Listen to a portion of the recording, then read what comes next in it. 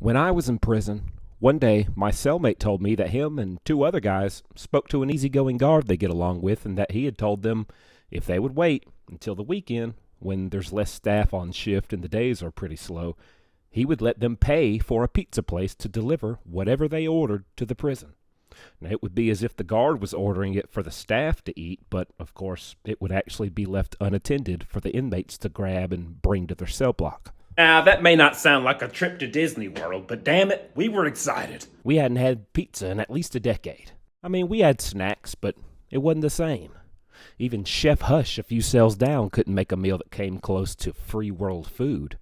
I ain't doing no faking, my nigga. What the name of your restaurant? Finally, the day came and the food got delivered, but there was a big problem. Some other unaware guards had been nearby when the food came, so they helped themselves. On top of that, the pizza place wasn't able to make the whole humongous order that was actually placed. Not sure why.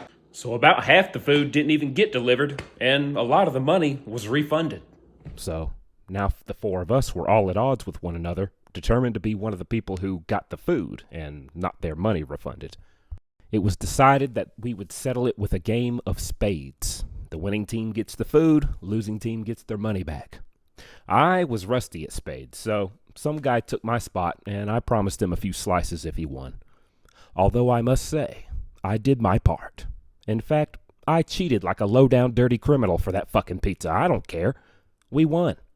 Got the food, brought it in the cell, just as the block was being locked down for the night.